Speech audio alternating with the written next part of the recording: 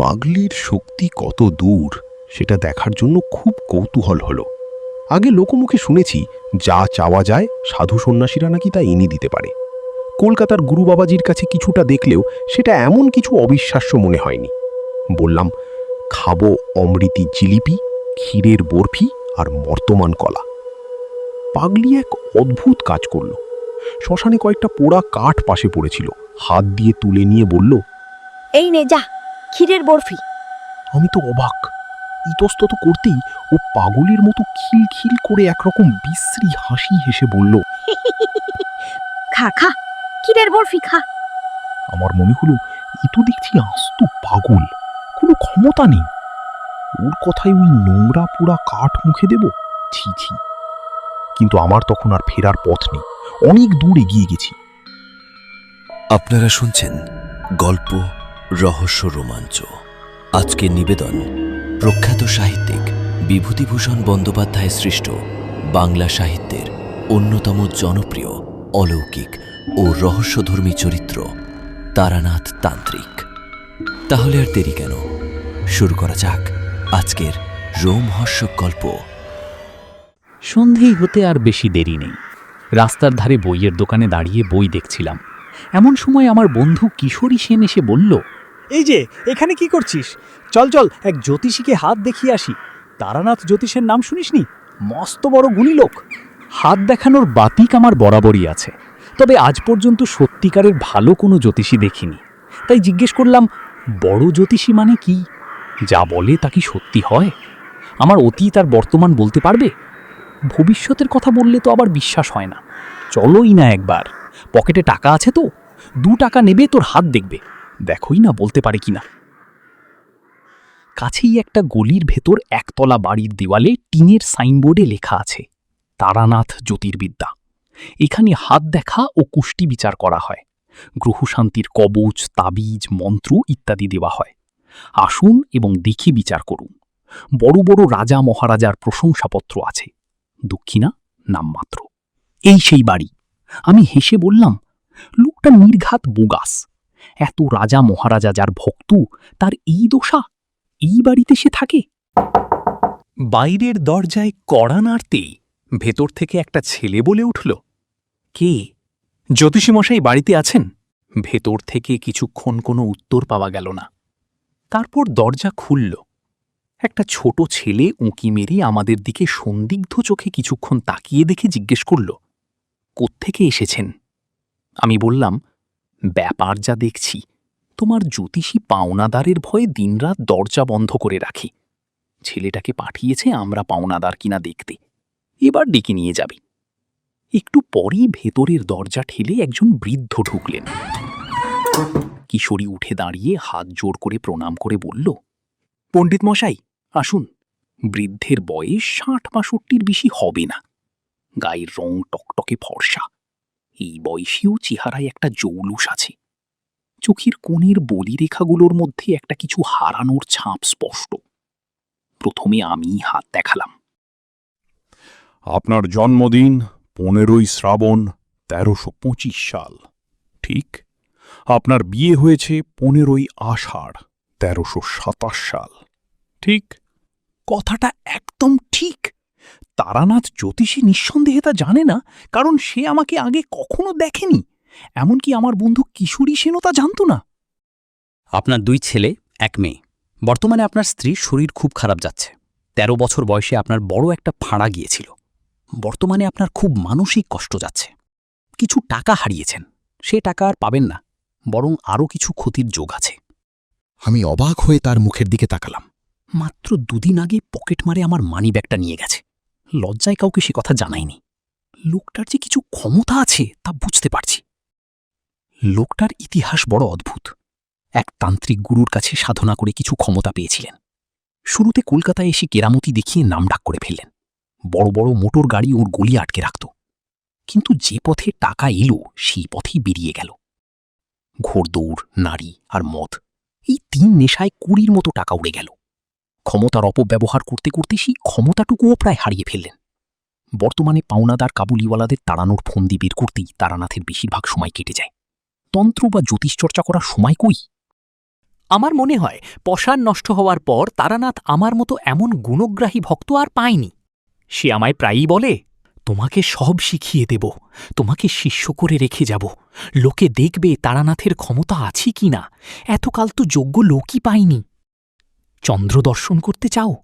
2 হাতের আঙুলে 2 চোখ চেপে রেখে বৃদ্ধাঙ্গুলি দিয়ে কান জোর করে চেপে চিত হয়ে শুয়ে থাকো।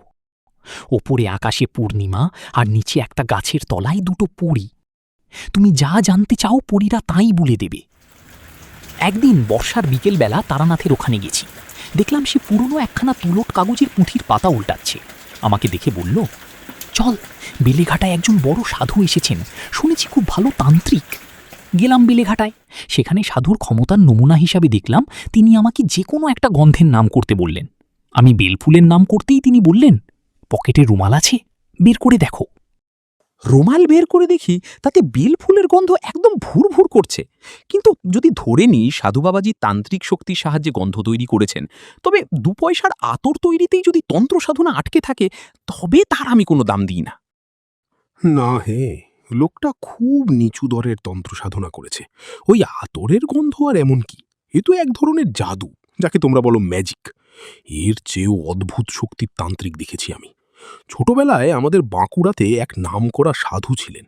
তিনি বলতেন, 2 চোখের মাঝখানে একটা জ্যোতি আছে, ভালো করে চেয়ে দেখিস। কি ধরনের জ্যোতি? ঠিক নীল বিদ্যুৎ শিখার মতো।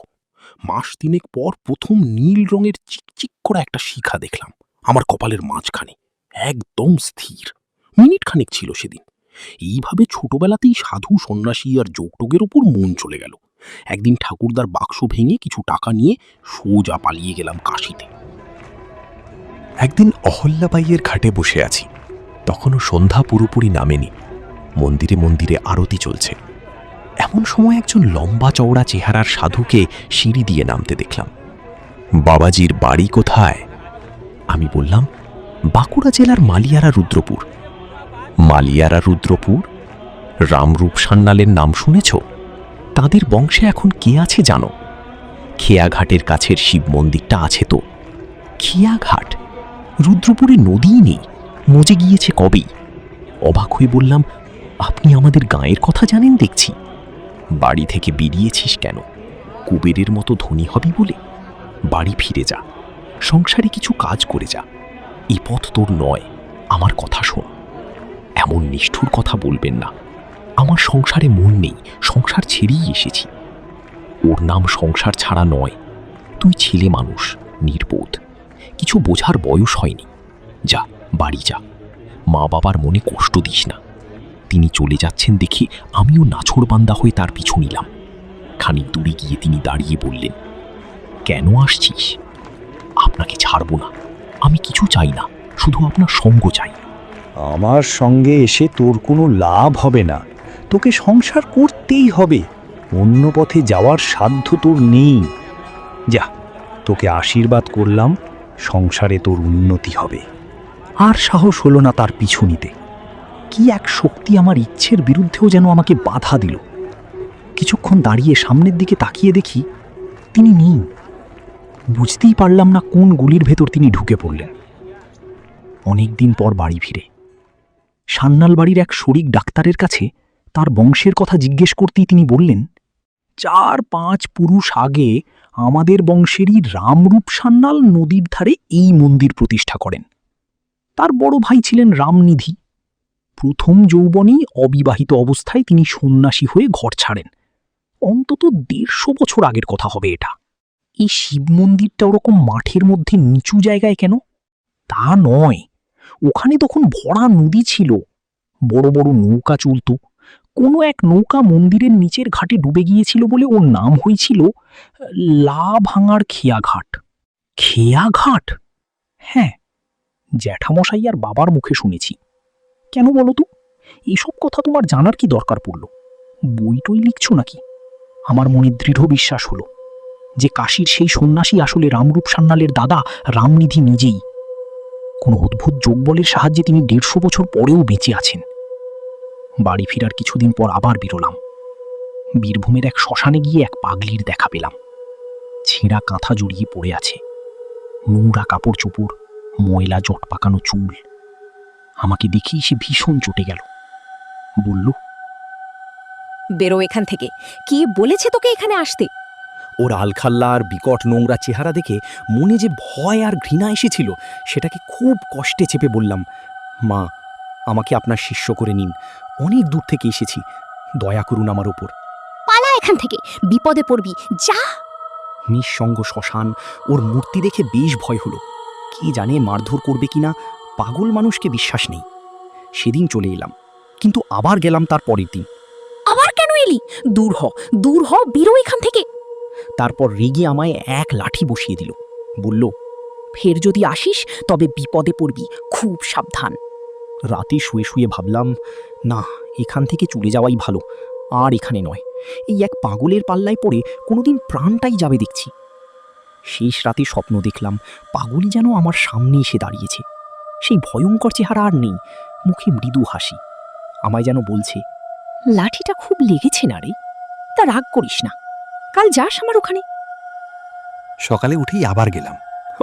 স্বপ্ন টপ্ন সব মিথ্যে। পাগলি আমায় দেখে মারমুখী হয়ে শ্মশানের একখানা পোড়া কাঠ আমার দিকে ছুঁড়ে মারল। আমিও তখন মরিয়া হয়ে গেছি। বললাম, তবে রাতে কেন স্বপ্নে আমাকে বলতে গিয়েছিলেন? আপনিই তো আসতে বললেন, তাই এলাম। পাগলি খিলখিল করে হেসে উঠল। তোকে বলতে গিয়েছিলাম স্বপ্নে, তোর মুন্ডু চিবিয়ে খেতে গিয়েছিলাম, যা বেরো। কেন জানি না এই পাগলি আমায় অদ্ভুতভাবে টেনেছিল। আমি সেখানেই দাঁড়িয়ে রইলাম। ও আমাকে বাইরে যতই তাড়িয়ে দেওয়ার ভান করুক, আমার মনে হচ্ছিল ভেতরে ভেতরে ও আমায় এক অদ্ভুত শক্তির টানে ধরে রেখেছে। হঠাৎ ও বলল, বস এখানে। আঙুল তুলে দেখিয়ে দিল। ওর ওই আঙুল তোলার ভঙ্গিটা যেন কোনো এক জমিদারের ঘরের গিন্নির মতো। সেই হুকুম অমান্য করার কোনো উপায় নেই, কাজেই বসতে হলো। ও বলল, কেন এখানে এসে বিরক্ত করিস বলতো? তোর দ্বারা কিছু হবে না, তোর সংসারে এখনো অনেক ভোগ বাকি। আমি চুপ করে রইলাম। কিছুক্ষণ বাদে পাগলি বলল, আচ্ছা, কিছু খাবি?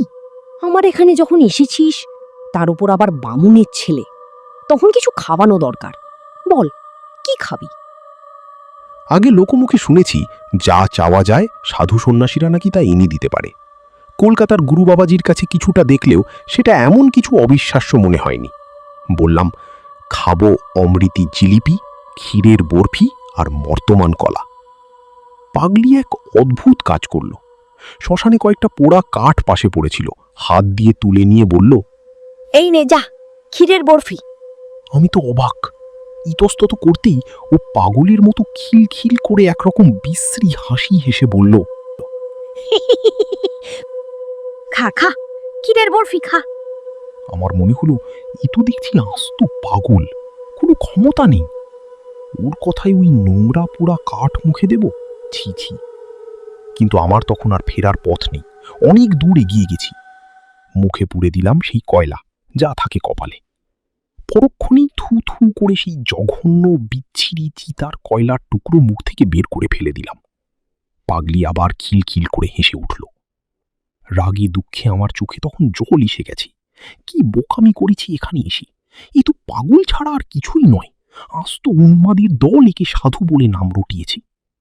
পাগলি হাসি থামিয়ে বিদ্রুপের সুরে বলল, খিলি রাবড়ি আর মর্তমান কলা, পেটুক কোথাকার! পেটের জন্য শ্মশানে এসেছিস আমার কাছে? দূর হ, দূর হ। আমার ভয়ানক রাগ হলো।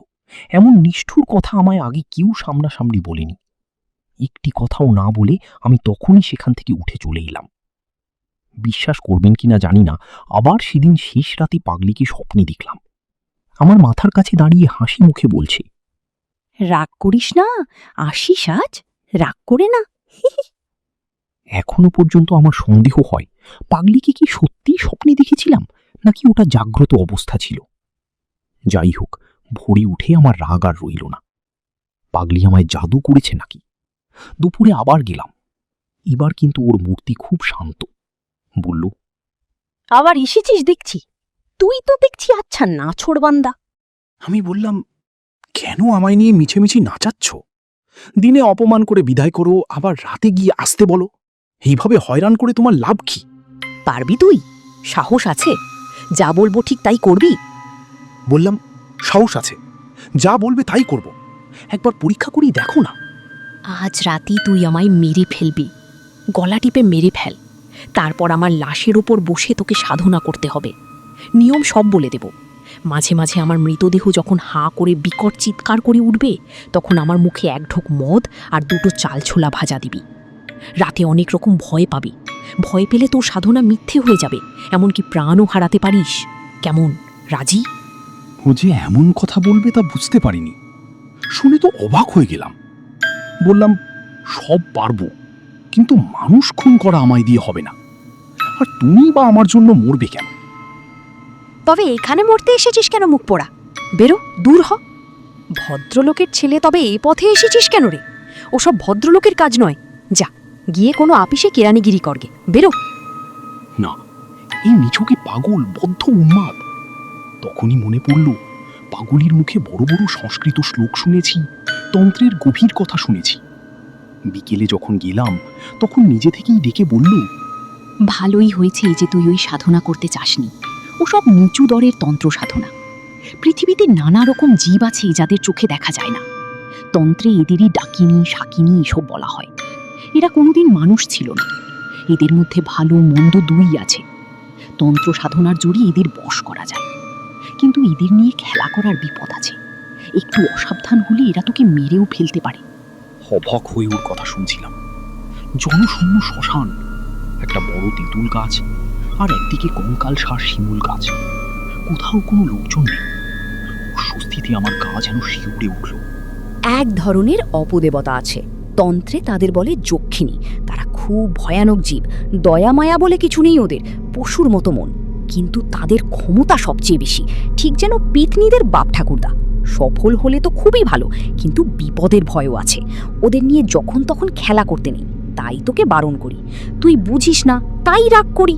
কৌতূহল আর চেপে রাখতে না পেরে জিজ্ঞাসা করলাম, তুমি তাহলে যক্ষিণী সিদ্ধ, তাই না? ঠিক করে বলো। পাগলি চুপ করে রইল। আমি আর প্রশ্ন করলাম না।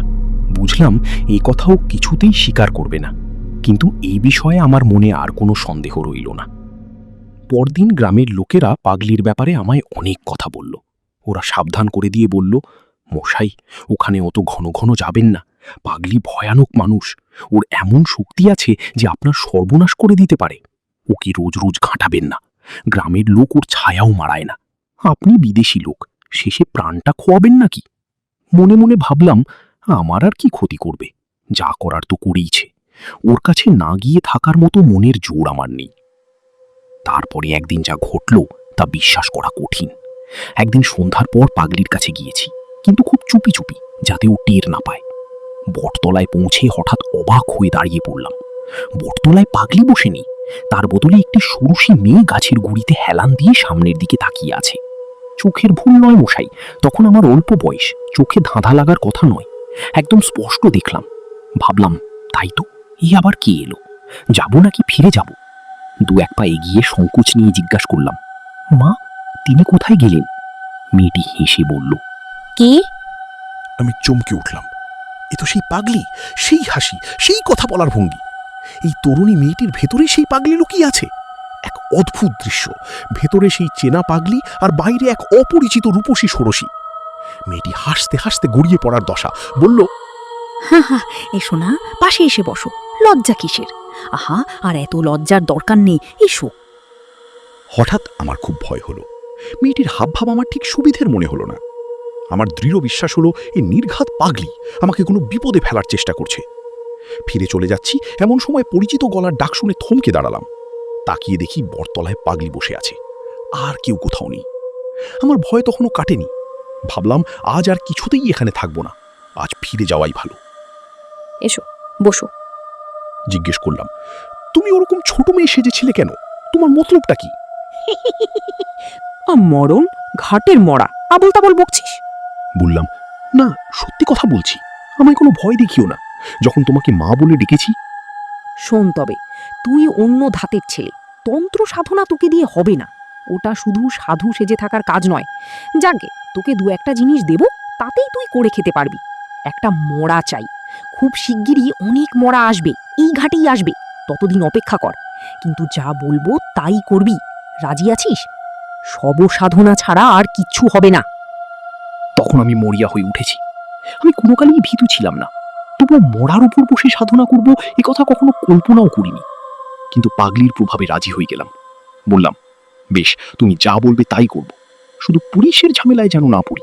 বাকি সবকিছুতেই রাজি। একদিন সন্ধ্যার একটু আগে গিয়েছি। সেদিন দেখলাম পাগলির ভাবটা যেন কেমন অন্যরকম। ও আমায় বলল, একটা মরা পাওয়া গেছে, চুপি চুপি এসো। জলের ধারে বড় একটা পাকুড় গাছের শিকড় জলের মধ্যে অনেকটা নেমে গেছে। সেই পেঁচানো শিকড়ের মধ্যে একটা 17-18 বছরের মেয়ের মোড়া আটকে আছে। কোন ঘাট থেকে ভেসে এসেছে বোঝা যাচ্ছে না। কোমর বেঁধে নেমে যা, জলের মধ্যে মরা হালকা লাগবে। ওটাকে তুলে শিকড়ে আটকে রাখ, যাতে ভেসে না যায়। তখন যে কি করেছি জানি না। মরার পরনে তখনও কাপড় ছিল, সেই কাপড় শিকড়ের মধ্যে জড়িয়ে গিয়েছিল। আমাকে খুব একটা বেগ পেতে হলো না, অল্প চেষ্টাতেই ওটাকে টেনে তুলে ফেললাম। মরার ওপর বসে তোকে সাধনা করতে হবে, ভয় পাবি না তো? ভয় পেলে সব মন্ত্র বৃথা। হঠাৎ আমি আতঙ্কে চিৎকার করে উঠলাম। মরার মুখটা তখন আমার নজরে পড়েছে। এই তো সেদিনকার সেই ষোড়শী মেয়েটি। অবিকল সেই মুখ, সেই চোখ, এক চুলো তফাৎ নেই। পাগলি ধমকে উঠল। চেঁচিয়ে মরছিস কেন রে আপদ? আমার মাথার ভিতর তখন সব গোলমাল হয়ে গেছে। পাগলিকে দেখে আমার খুব ভয় হলো। মনে হলো অতি ভয়ানক এক পাল্লায় পড়েছি। গ্রামের লোক ঠিকই বলেছিল, কিন্তু তখন আমার ফেরার পথ বন্ধ। পাগলি আমায় যা যা করতে বলল, বাধ্য হয়ে আমাকে তাই করতে হলো। শবসাধনার সব নিয়ম তোমাকে খুলে বলা সম্ভব নয়। সন্ধ্যার পর থেকেই আমি শবের ওপর আসন গেড়ে বসলাম। পাগলি একটা গোপন মন্ত্র শিখিয়ে দিল, সেটাই অনবরত জপ করতে হবে। আমার তখনও বিশ্বাস হচ্ছিল না যে এতে কিছু হয়। একসময় মাঝরাত হলো, নির্জন শ্মশান, কোথাও কেউ নেই। ঘন অন্ধকার চারদিক ঢেকে ফেলেছে। পাগলি যে কোথায় গেল তাও আর দেখতে পেলাম না। হঠাৎ একপাল শিয়াল ডেকে উঠল নদীর ধারের একটা কাঁঠাল গাছের আড়াল থেকে।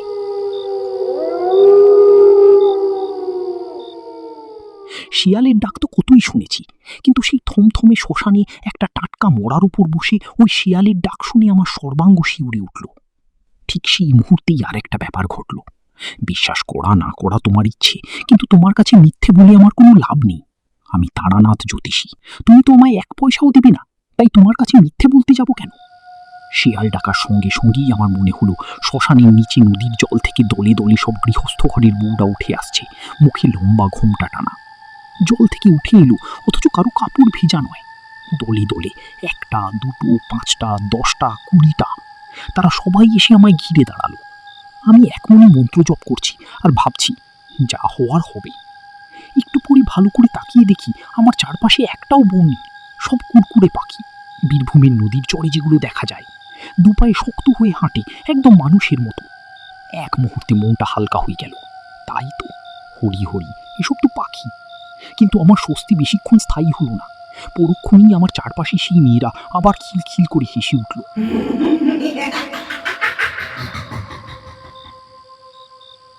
হাসির শব্দে আমার গায়ের রক্ত যেন আবার হিম হয়ে জমে গেল। তাকিয়ে দেখি এখন আর একটাও পাখি নেই, সবই সেই ঘরের বউরা। তারা তখন সবাই মিলে একসঙ্গে ঘোমটা তুলে আমার দিকে তাকিয়ে আছে, আর তাদের চারপাশে ওই বড় মাঠের যেদিকেই তাকাই অসংখ্য নরকঙ্কাল। দূরে কাছি ডানি বাঁই অন্ধকারের মধ্যে সাদা হয়ে দাঁড়িয়ে আছে। কত কালের পুরনো ক্ষয় যাওয়া হাড়ের কঙ্কাল। কতগুলোর হাতের সব আঙুল নেই, কতগুলোর হাড় রোদে পুড়ে ফেটে গিয়েছে। কোনোটার মাথার খুলি ভাঙা, কোনোটার আবার পায়ের হাড় বেঁকে আছে। তাদের মুখগুলো নানা দিকে ফেরানো।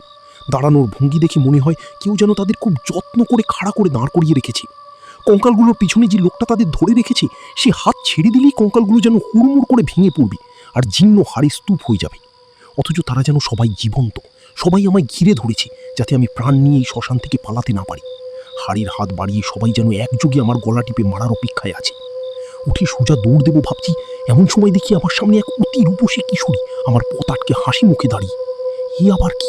যাই হোক, সব কিছুর জন্য আজ প্রস্তুত হয়েই শবসাধনায় নেমেছি। আমি কিছু বলার আগেই মেয়েটি হেসে হেসে বলল, আমি ষোড়শী, মহাবিদ্যার মধ্যে শ্রেষ্ঠ। আমায় তোমার পছন্দ হয় না? মহাবিদ্যা ঠাবিদ্যার নাম পাগড়ির কাছে শুনেছি বটে, কিন্তু শুনেছি অনেক সাধনা করেও তাঁদের দেখা মেলে না। আর ইনি এত সহজে। বললাম, আমার মহা সৌভাগ্য যে আপনি এসেছেন, আমার জীবন ধন্য হলো। তবে তুমি মহাডামরি সাধনা করছো কেন? আগে আমি তো জানি না কোন সাধনা কেমন। পাগলি আমায় যেমন বলে দিয়েছে তেমনটাই করছি। বেশ, মহাডামরি সাধনা তুমি ছাড়ো, ও মন্ত্র আর জপ না। আমি যখন দেখা দিয়েছি তখন তোমার আর ওসবে দরকার নেই। তুমি মহাডামরী ভৈরবীকে দেখোনি, ভীষণ বিকট তার চেহারা। তুমি ভয় পাবে, ছেড়ে দাও ও মন্ত্র। সাহস সঞ্চয় করে বললাম, সাধনা করে আপনাদের আনতে হয় শুনেছি, আপনি এমন করে আমায় দেখা দিলেন কেন? তোমার সন্দেহ হচ্ছে? আমার মনে হলো এই মুখ আমি আগে কোথাও দেখেছি, কিন্তু তখন আমার মাথায় সব তাল গোল পাকিয়ে গেছে, কিছু ঠিক করতে পারলাম না। বললাম, সন্দেহ নয়, তবে বড় অবাক হয়ে গেছি। আমি কিছুই জানি না আপনি কি, যদি অপরাধ করি মাফ করবেন, কিন্তু কথাটার জবাব যদি পেতাম। মহাডামরীকে চেনো না? আমাকেও চেনো না? তাহলে আর চিনে কাজ নেই। এসেছো কেন জিজ্ঞেস করতে? বিদ্যার পথের নাম শোনোনি তবে? পাঁঠা পালনের জন্য এই পথে আমরা পৃথিবীতে নেমে আসি। তোমার মধ্যে বিদ্যার পথে সাড়া জেগেছি, তাই ছুটে দেখতে এলাম। ঠিক এই সময় যে লাশের ওপর বসে আছি সেটার দিকে আমার নজর পড়ল। তাকাতেই ভয় আর বিস্ময়ে আমার হাত পা যেন অবশ হয়ে গেল। মরাটার চেহারার সঙ্গে সেদিনের সেই ষোড়শী রূপসীর কোনো তফাৎ নেই। একই মুখ, একই গায়ের রং, একই বয়স। কিশোরী বিদ্রুপের হাসি হেসে বলল, কি দেখছি স্বভাবে তাকিয়ে? অন্ধকার রাত চিরে একটা বিকট বিদ্রুপের হাসি ফেটে পড়ল। সঙ্গে সঙ্গে মাঠের সব কঙ্কাল হাড়ের হাতে তালি দিতে দিতে উন্মাদ হয়ে নাচতে শুরু করলো। আর অমনি নাচের চোটে সেগুলো ভেঙে ভেঙে পড়তে লাগলো। হাড়ির ঘষায় কি ভীষণ ঠক ঠক শব্দ। হঠাৎ আকাশের এক ধার যেন কাগজের মতো জ্বলে উঠল, আর সেই আগুনের মাঝখান থেকে এক বিকট মূর্তির নারী উন্মাদিনীর মতো অট্টহাসি হাসতে হাসতে নেমে আসছে দেখলাম। পিশাচিটা যেন আমার দিকেই ছুটে আসছে, ওর আগুনের ভাঁটার মতো জ্বলন্ত দুটো চোখ ঘুরছে। যে লাশটার উপর বসেছিলাম সে হাহাকার করে কেঁদে উঠল। আমায় উদ্ধার কর, রোজ রাতে এমন হয়। আমায় খুন করে ফেলে গেছে বলে আমার মুক্তি হয়নি। কতকাল যে এই শ্মশানে পড়ে আছি, 26 বছর। কাকে বলি, কেউ দেখে না। ভয়ে দিশেহারা হয়ে আমি আসন ছেড়ে উঠে দৌড় দিলাম। জ্ঞান ফিরলে দেখি আমার সামনে সেই পাগলি বসে মিটিমিটি হাসছে। সেই বটতলায় আমি আর পাগলি দুজনে। আহ, তোর দৌড় বোঝা হয়ে গেছে। আসন ছেড়ে পালিয়েছিলি তো? ও সব যক্ষিণীদের মায়া। তুই ষোড়শীকে চিনিস না? ষোড়শী তো সাক্ষাৎ ব্রহ্মশক্তি। তুই কোনো উচ্চতর সাধনাই করিসনি, ও সব মায়া ছিল। হ্যাঁ, আমার চোখ তো কপালি। মরা ডাঙায় তোলা সব সাধনা, নরকঙ্কাল, ষোড়শী সবই আমার ভ্রম। হতভম্ব হয়ে বললাম, কেন এমন ভোলালি, আর মিছিমিছি কেন এত ভয় দেখালি? মহাষোড়শী, মহাডামরী, ত্রিপুরা, এরা সব ব্রহ্মশক্তির নারী রূপ। এদের সাধনা একা হয় না। গুরুর দেখা পেলাম না। তোর সঙ্গে এসব বকে কি হবে? যা, এবার পালা। চলে এলাম। সে আজ 40 বছর আগের কথা, আর কোনোদিন যাইনি। তখন আমি বুঝিনি, বয়স কম ছিল। এখন মনে হয় পাগলি কোনো সাধারণ মানুষ ছিল না। পাগলি যে ক্ষমতা দিয়েছিল তা ধরে রাখতে পারিনি। ঠিকই বলেছিল, মনে ধনের লোভ ছিল, তাই ক্ষমতা চলে গেল। শুধু চন্দ্রদর্শন এখনো করতে পারি। তুমি কি চন্দ্রদর্শন শিখতে চাও? এসো শিখিয়ে দিই। 2 হাতের বুড়ো আঙুল দিয়ে। আমি দেখলাম তারানাথের বকুনি আর থামবে না। উঠে পড়লাম। বেলা 12টা বাজে।